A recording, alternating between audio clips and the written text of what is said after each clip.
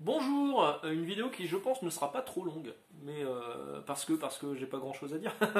Mais voilà, je vous avais fait la vidéo sur les sorties Panini comme tous les mois sur les fascicules. Je vous avais dit que j'avais pas reçu les Dawn of X. Ça y est, je les ai dans les mains. Ils sont là, ils sont arrivés. On les a reçus en librairie, donc du coup j'ai pris ceux que j'achète religieusement pour mon frère tous les mois, et quand je lui donne la note, il pleure un peu des larmes de sang. Parce que pour rappel, c'est 16 € le tome, hein. Quand même, pour 6 épisodes à l'intérieur, c'est trop cher.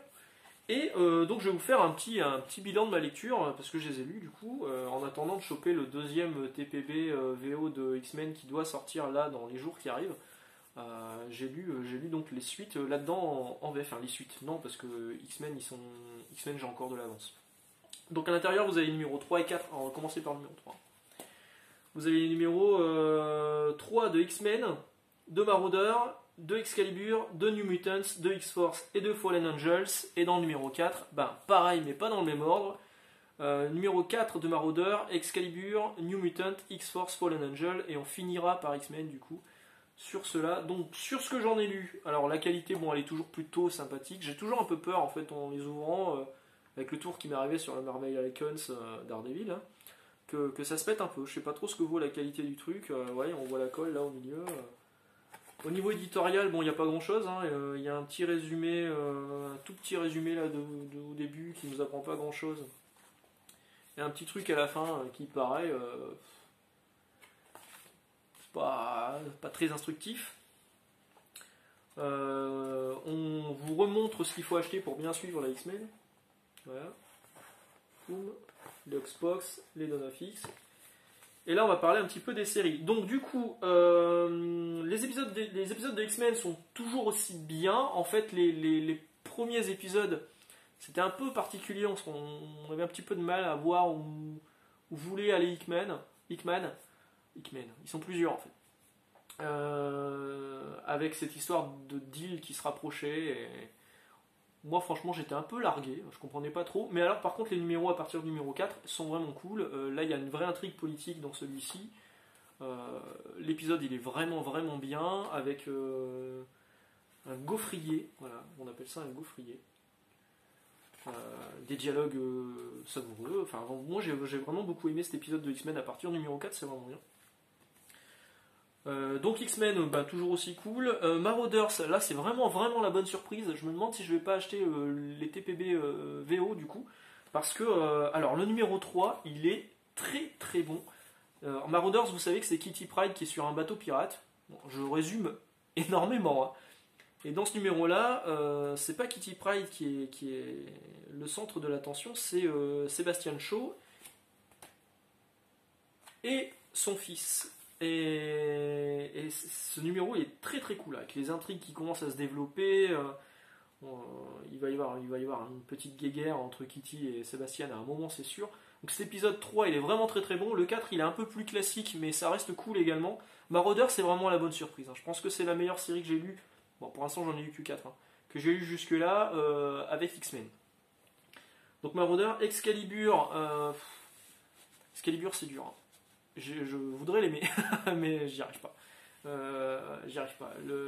La Betsy Braddock, Captain Britain, je trouve que ça passe pas. Captain Britain, chevalier d'Arthur, ça passe pas.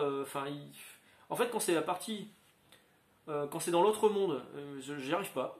Ça ne colle pas du tout avec moi. Et quand c'est les intrigues avec Apocalypse, Rictor apparaît, donc tant mieux parce que Rictor j'aime bien. Là, cette intrigue-là m'intéresse un peu plus. Donc pour l'instant, je continue, mais alors sans envie, je trouve pas ça exceptionnel. En tout cas, je prendrai pas la VO, c'est sûr. New Mutants, on m'avait prévenu, on m'avait dit les deux premiers épisodes sont scénarisés par Hickman, ils sont bons. Effectivement, ils sont bons. En plus, c'était Rod Reis au dessin, donc ça ressemblait un peu à du Simkivix sur New Mutants au début. Là, c'est plus le même dessinateur, c'est plus le même scénariste. C'est Dugan, je crois. Je sais plus. Je vais vous redire.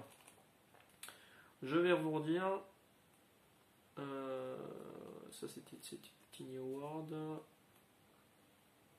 Hop. C'est Ed Brisson, voilà. Ed Brisson et Flaviano au dessin.